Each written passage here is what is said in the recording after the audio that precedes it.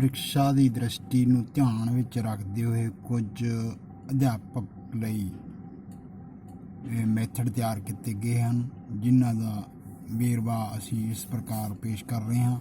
ਜਿਵੇਂ ਕਿ ਕਵਿਤਾ ਸਿੱਖਿਆ ਦੀਆਂ ਵਿਧੀਆਂ ਹਨ ਕੁਝ, ਅਤੇ ਵਿਆਕਰਣ ਸਿੱਖਿਆ ਦੀਆਂ ਵਿਧੀਆਂ ਵੀ ਹਨ, ਅਤੇ ਅਧਿਆਪਕ ਜਿਹੜੀਆਂ ਅਧਿਆਪਕ ਸਿਖਿਆਪਣ ਹੈ ਉਹਦੀਆਂ ਕੁਛ ਵਿਧੀਆਂ ਵੀ ਤਿਆਰ ਕੀਤੀਆਂ ਗਈਆਂ ਹਨ, ਜਿਨ੍ਹਾਂ ਨੂੰ ਕਿ ਬੜੇ ਹੀ ਸੁਚੱਜੇ ਢੰਗ ਨਾਲ ਤਿਆਰ ਕੀਤੀਆਂ ਗਈਆਂ ਹਨ, ਜੋ ਕਿ ਸੈਕਿੰਡ ਗ੍ਰੇਡ, ਥਰਡ ਗ੍ਰੇਡ ਚਾਹੇ ਫਸਟ ਗ੍ਰੇਡ ਹੋਣ, ਉਹਨਾਂ ਨੂੰ ਮੁੱਖ ਰੱਖਦੇ ਤਿਆਰ ਕੀਤੀਆਂ ਗਈਆਂ, ਜੋ ਇਸ ਪ੍ਰਕਾਰ ਨੇ। ਜਿਵੇਂ ਉਹਨਾਂ ਤੋਂ ਪਹਿਲਾਂ ਆਪਾਂ ਕਵਿਤਾ ਸਿੱਖਿਆ ਦੀਆਂ ਵਿਧੀਆਂ ਦੇਖਾਂਗੇ ਕਿਹੜੀਆਂ ਹਨ। ਜਿਵੇਂ ਕਵਿਤਾ ਸਿੱਖਿਆ ਦੀਆਂ ਵਿਧੀਆਂ, ਕਵਿਤਾ ਸਿੱਖਿਆ ਦੇ ਲਈ ਬੱਚਿਆਂ ਦੇ ਪੱਧਰ ਅਨੁਸਾਰ ਹੇਠ ਲਿਖੀਆਂ ਵਿਧੀਆਂ ਦੀ ਵਰਤੋਂ ਕੀਤੀ ਜਾਣੀ ਚਾਹੀਦੀ ਹੈ। ਜਿਵੇਂ ਕਿ ਗੀਤ, ਨਾਟ ਪ੍ਰਣਾਲੀ, ਸ਼ਬਦਾਰਥ ਪ੍ਰਣਾਲੀ, ਪ੍ਰਸ਼ਨ ਉੱਤਰ ਵਿਧੀ, ਵਿਆਖਿਆ ਪ੍ਰਣਾਲੀ। ਉਹਦੇ ਵਿੱਚ ਆਪਾਂ ਪੜ੍ਹਾਂਗੇ ਗੀਤ ਜਾਂ ਨਾਟ ਪ੍ਰਣਾਲੀ ਕਿਸ ਨੂੰ ਕਹਿੰਦੇ ਹੈ ਅਤੇ ਕਿਵੇਂ ਇਹ ਕਿਹੜੇ ਪੱਧਰ ਦੇ ਲਈ ਜ਼ਿਆਦਾ ਬੜੀ ਢੁਕਵੀਂ ਹੋ ਸਕਦੀ ਹੈ। ਜਿਵੇਂ ਕਿ ਕਵਿਤਾ ਸਿੱਖਿਆ ਦੀ ਇਹ ਵਿਧੀ ਛੋਟੇ ਬੱਚਿਆਂ ਲਈ ਬਹੁਤ ਲਾਭਦਾਇਕ ਹੈ।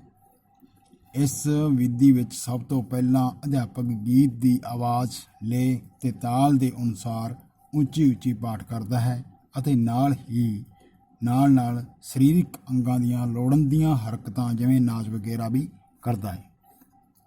ਕਦੇ ਕਦੇ ਛੋਟੀਆਂ ਸ਼੍ਰੇਣੀਆਂ ਦੇ ਬੱਚਿਆਂ ਨੂੰ ਵੀ ਖੜ੍ਹਾ ਕਰਕੇ ਉਹੀ ਗੀਤ ਵੀ ਗਵਾਇਆ ਜਾਂਦਾ ਹੈ ਉਹਨਾਂ ਤੋਂ। ਤਾਂ ਬਾਲ ਗੀਤ ਕਵਿਤਾਵਾਂ ਭਾਵ ਰਹਿਤ ਅਤੇ ਕੇਵਲ ਤੁਕ ਪ੍ਰਦਾਨ ਹੁੰਦੀਆਂ ਹਨ, ਯਾਨੀ ਕਿ ਇਹਨਾਂ ਦੇ ਵਿੱਚ ਭਾਵ ਨਹੀਂ ਹੁੰਦੇ, ਅਤੇ ਇਹ ਵਿਧੀ ਮੁੱਢਲੇ ਪੱਧਰ ਦੇ ਲਈ ਕੰਮ ਆਉਂਦੀ ਹੈ। ਯਾਨੀ ਕਿ ਇਹ ਵਿਧੀ ਹੈ ਜਿਹੜੀ ਗੀਤ ਜਾਂ ਨਾਟ ਪ੍ਰਣਾਲੀ ਹੈ, ਇਹ ਪ੍ਰਾਇਮਰੀ ਪੱਧਰ ਦੇ ਲਈ ਬੜੀ ਹੀ ਢੁਕਵੀਂ ਜਾਪਦੀ ਹੈ। ਇਸ ਗੀਤ ਜਾਂ ਨਾਟ ਪ੍ਰਣਾਲੀ ਦੇ ਕੁਝ ਗੁਣ ਹਨ, ਜਿਵੇਂ ਕਿ ਬੱਚੇ ਜਨਮ ਤੋਂ ਹੀ ਸੰਗੀਤ ਨੂੰ ਜ਼ਿਆਦਾ ਪਸੰਦ ਕਰਦੇ ਹਨ, ਤਾਂ ਸੰਗੀਤ ਪ੍ਰਧਾਨ ਬਾਲ ਗੀਤ ਕਵਿਤਾਵਾਂ ਲਈ ਇਹ ਵਿਧੀ ਬਹੁਤ ਲਾਭਦਾਇਕ ਹੈ।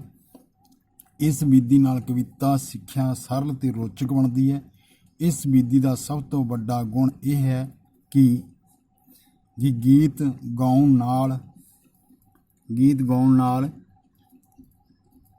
ਬੱਚਿਆਂ ਦੇ ਮਨ ਖੁਸ਼ ਅਤੇ ਆਨੰਦਿਤ ਹੋ ਜਾਂਦੇ ਹਨ। ਇਸ ਵਿਧੀ ਵਿੱਚ ਅਧਿਆਪਕ ਗਾਉਣ ਦੇ ਨਾਲ ਸੁਰ ਤਾਲ ਦਾ ਧਿਆਨ ਵੀ ਰੱਖਦੇ ਹਨ ਅਤੇ ਅਭਿਨੈ ਵੀ ਕਰਦੇ ਹਨ। ਬੱਚਾ ਰੁਚੀ ਲੈ ਕੇ ਪੜ੍ਹਦਾ ਹੈ ਕਿਉਂਕਿ ਉਸ ਨੂੰ ਸਰਲ ਜਾਪਦਾ ਹੈ, ਕਿਉਂਕਿ ਸਰਲ ਕਵਿਤਾ ਸਿੱਖਿਆ ਜਿਹੜੀ ਹੈਗੀ ਕਵਿਤਾ ਸਿੱਖਿਆ ਰੋਚਕ ਬਣਦੀ ਹੈ। ਇਸ ਤਰ੍ਹਾਂ ਅਸੀਂ ਛੋਟੇ ਬੱਚਿਆਂ ਲਈ ਕਵਿਤਾ ਸਿੱਖਿਆ ਦੀ ਇਹ ਵਿਧੀ ਬੜੀ ਪ੍ਰਭਾਵਸ਼ਾਲੀ ਸਿੱਧ ਹੁੰਦੀ ਹੈ। ਲੇਕਿਨ ਇਸ ਵਿਧੀ ਦੇ ਕੁਝ ਦੋਸ਼ ਵੀ ਹਨ, ਜਿਨ੍ਹਾਂ ਨੂੰ ਮੁੱਖ ਧਿਆਨ ਵਿੱਚ ਰੱਖਣਾ ਜ਼ਰੂਰੀ ਹੈ। ਇਹਦੇ ਦੋਸ਼ ਹਨ ਜੋ ਕਿ ਇਹ ਵਿਧੀ ਸਿਰਫ ਬਾਲ ਗੀਤ ਹੀ ਪੜ੍ਹਾਉਣ ਦੇ ਹੀ ਯੋਗ ਹੈ। ਬਾਲ ਜਿਹੜੇ ਗੀਤ ਆ ਉਹਨਾਂ ਨੂੰ ਪੜ੍ਹਾਉਣ ਦੇ ਹੀ ਯੋਗ ਹੈ। ਇਸ ਵਿਧੀ ਦੁਆਰਾ ਭਾਵਨਾਤਮਕ ਕਵਿਤਾਵਾਂ ਨਹੀਂ ਪੜ੍ਹਾਈਆਂ ਜਾ ਸਕਦੀਆਂ। ਭਾਵਨਾਤਮਕ ਕਵਿਤਾ ਜਿਹੜੀਆਂ ਉਹ ਨਹੀਂ ਪੜ੍ਹਾਈਆਂ ਜਾ ਸਕਦੀਆਂ। ਇਸ ਕਰਕੇ ਇਹ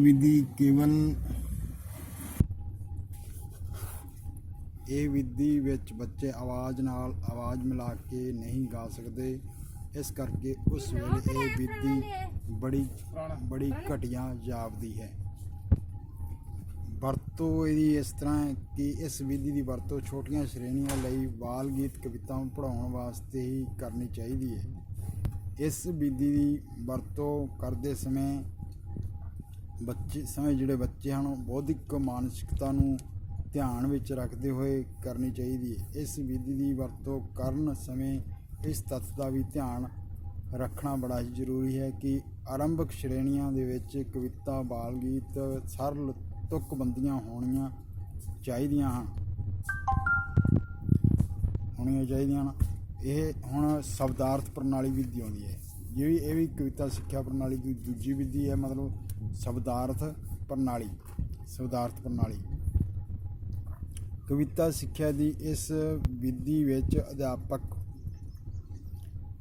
ਇੱਕ ਵਿਦਿਆਰਥੀ ਤੋਂ ਕਵਿਤਾ ਪੜ੍ਹਾਉਂਦਾ ਹੈ ਅਤੇ ਆਪ ਨਾਲ ਉਸ ਦੇ ਅਰਥ ਕਰਦਾ ਜਾਂਦਾ ਹੈ ਜਾਂ ਕਦੇ-ਕਦੇ ਵਿਦਿਆਰਥੀਆਂ ਤੋਂ ਅਰਥ ਕਰਵਾ ਲਿਆ ਜਾਂਦਾ ਹੈ। ਇਹ ਸ਼ਬਦਾਰਥ ਜਿਹੜੀ ਪ੍ਰਣਾਲੀ ਹੈ, ਇਸ ਸ਼ਬਦਾਰਥ ਪ੍ਰਣਾਲੀ ਦਾ ਗੁਣ ਇਹ ਹੈ ਕਿ ਇਸ ਵਿਧੀ ਵਿੱਚ ਸ਼ਬਦਾਰਥ ਦੇ ਸਰਲ ਭਾਸ਼ਾ ਵਿੱਚ ਅਨੁਵਾਦ ਕਰਵਾਉਣਾ ਹੀ ਕਾਫੀ ਸਮਝਿਆ ਜਾਂਦਾ ਹੈ। ਇਸ ਵਿਧੀ ਵਿੱਚ ਅਧਿਆਪਕ ਦਾ ਮੁੱਖ ਉਦੇਸ਼ ਵਿਦਿਆਰਥੀ ਨੂੰ ਕਵਿਤਾ ਦਾ ਅਰਥ ਸਮਝਾਉਣਾ ਹੀ ਹੁੰਦਾ ਹੈ। ਸਾਡੇ ਵਧੇਰੇ ਜਿਹੜੇ ਸਕੂਲ ਹਨ, ਉਹਨਾਂ ਸਕੂਲਾਂ ਵਿੱਚ ਕਵਿਤਾ ਸਿੱਖਿਆ ਦੀ ਇਹ ਪ੍ਰਣਾਲੀ ਪ੍ਰਚਲਿਤ ਹੈ। ਅਧਿਆਪਕ ਇਸ ਵਿਧੀ ਦੀ ਵਰਤੋਂ ਹੇਠ ਲਿਖੀਆਂ ਕਾਰਨਾਂ ਕਰਕੇ ਵੀ ਕਰਦਾ ਹੈ, ਜੋ ਕਿ ਮੁੱਖ ਹਨ।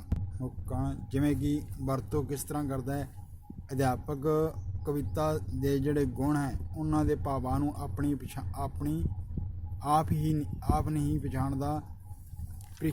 ਅਧਿਆਪਕ ਕਵਿਤਾ ਦੇ ਗੁਣਾਂ ਤੇ ਭਾਵਾਂ ਨੂੰ ਆਪ ਹੀ ਨਹੀਂ ਪਛਾਣਦਾ।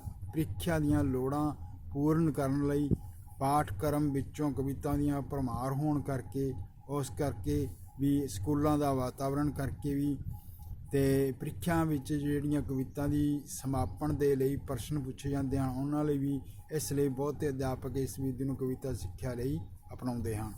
ਇਹਦਾ ਦੋਸ਼ ਇਹ ਹੈ ਕਿ ਕਵਿਤਾ ਸਿੱਖਿਆ ਦੀ ਇਹ ਪ੍ਰਣਾਲੀ ਬਹੁਤ ਹੀ ਦੋਸ਼ਪੂਰਨ ਹੈ। ਕਿਉਂ ਹੈ? ਕਿਉਂਕਿ ਇਸ ਵਿਧੀ ਦੀ ਵਰਤੋਂ ਨਾਲ ਕਵਿਤਾ ਦੀ ਮੌਤ ਹੋ ਜਾਂਦੀ ਹੈ। ਕਿਹੜੀ ਕਵਿਤਾ ਦੀ ਮਤਲਬ ਸਿੱਖਿਆ ਦੇਣ ਲਈ ਮੌਤ ਹੋ ਜਾਂਦੀ ਹੈ? ਸ਼ਬਦਾਰਥ ਪ੍ਰਣਾਲੀ ਵਿਧੀ ਦਾ ਪ੍ਰਯੋਗ ਕਰਕੇ ਤਾਂ ਮੌਤ ਹੋ ਜਾਂਦੀ ਹੈ। ਇਸ ਕਰਕੇ ਇਸ ਵਿਧੀ ਨੂੰ ਕਵਿਤਾ ਸਿੱਖਿਆ ਦਾ ਡੈਥ ਮੈਥਡ ਵੀ ਕਿਹਾ ਜਾਂਦਾ ਹੈ। ਤਾਂ ਇਹ ਕੁਐਸਚਨ ਪੁੱਛਿਆ ਜਾ ਸਕਦਾ ਹੈ ਕਿ ਕਿਹੜੀ ਕਵਿਤਾ ਸਿੱਖਿਆ ਦੀ ਵਿਧੀ ਹੈ ਜਿਹੜੀ ਜਿਸ ਨੂੰ ਡੈਥ ਮੈਥਡ ਕਿਹਾ ਜਾਂਦਾ ਹੈ? ਤਾਂ ਉਹ ਹੈ ਸ਼ਬਦਾਰਥ ਪ੍ਰਣਾਲੀ ਵਿਧੀ। ਕਿਉਂਕਿ ਇਸ ਵਿਧੀ ਦਾ ਵਿਦਿਆਰਥੀ ਕਵਿਤਾ ਦਾ ਅਰਥ ਤਾਂ ਜਿਹੜਾ ਅਰਥ ਹੈ ਉਹਦਾ ਭਲੀ ਭਾਂਤੀ ਸਮਝ ਜਾਂਦੇ ਹਨ, ਪਰ ਭਾਵਾਂ ਨੂੰ ਸਮਝਣ ਦੇ ਵਿੱਚ ਅਸਮਰਥ ਹੁੰਦੇ ਹਨ। ਇਸ ਵਿਧੀ ਦੀ ਵਰਤੋਂ ਨਾਲ ਅਧਿਆਪਕ ਨੂੰ ਵਿਦਿਆਰਥੀਆਂ ਨੂੰ ਵੱਧ ਲਾਭ ਹੁੰਦਾ ਹੈ, ਕਿਉਂਕਿ ਉਸ ਦਾ ਪਾਠਕ੍ਰਮ ਜਲਦੀ ਮੁੱਕਦਾ ਹੈ। ਇਸ ਵਿਧੀ ਦੀ ਵਰਤੋਂ ਵਿੱਚ ਵਿਦਿਆਰਥੀਆਂ ਨਾਲੋਂ ਅਧਿਆਪਕ ਜ਼ਿਆਦਾ ਕਿਰਿਆਸ਼ੀਲ ਰਹਿੰਦਾ ਹੈ। ਇਸ ਕਰਕੇ ਇਹ ਵਿਧੀ ਕਵਿਤਾ ਸਿੱਖਿਆ ਲਈ ਮਨੋਵਿਗਿਆਨਿਕ ਪੱਖੋਂ ਦੇਖਿਆ ਜਾਵੇ ਤਾਂ ਯੋਗ ਨਹੀਂ ਹੈ, ਅਤੇ ਇਸ ਕਰਕੇ ਇਸ ਵਿਧੀ ਨੂੰ ਅਮਨੋਵਿਗਿਆਨਿਕ ਵਿਧੀ ਵੀ ਕਹਿੰਦੇ ਹਨ। ਇਸ ਵਿਧੀ ਵਿੱਚ ਵਿਦਿਆਰਥੀ ਕਵਿਤਾ ਦੇ ਰਸ ਤੋਂ ਸਵਾਦ ਨਹੀਂ ਮਾਣ ਸਕਦਾ। ਇਸ ਵਿਧੀ ਵਿੱਚ ਗਦ ਤੋਂ ਪਦ ਵਿੱਚ ਕੋਈ ਫਰਕ ਨਹੀਂ ਆਉਂਦਾ। ਯਾਨੀ ਕਿ ਕਵਿਤਾ ਸਿੱਖਿਆ ਦੀ ਜਿਹੜੀ ਸ਼ਬਦਾਰਥ ਪ੍ਰਣਾਲੀ ਵਿਧੀ ਹੈ, ਉਸ ਨੂੰ ਡੈਥ ਮੈਥਡ ਵੀ ਕਹਿੰਦੇ ਹੈ। ਅਤੇ ਦੂਜੀ ਗੱਲ ਇਹਦੇ ਵਿੱਚ ਦੱਸਿਆ ਗਿਆ ਹੈ ਕਿ ਜਿਹੜੀ ਸ਼ਬਦਾਰਥ ਪ੍ਰਣਾਲੀ ਵਿਧੀ ਹੈ ਉਹ ਮਨੋਵਿਗਿਆਨਿਕ ਵਿਧੀ ਹੈ। ਅੱਜ ਇਹ ਦੋ ਮੁੱਖ ਵਿਧੀਆਂ ਦਾ ਅਧਿਐਨ ਕੀਤਾ ਹੈ। ਅਗਲੀ ਅਧਿਐਨ ਵਿਧੀਆਂ ਦਾ ਫਿਰ ਵੇਰਵਾ ਦਿੱਤਾ ਜਾਵੇਗਾ।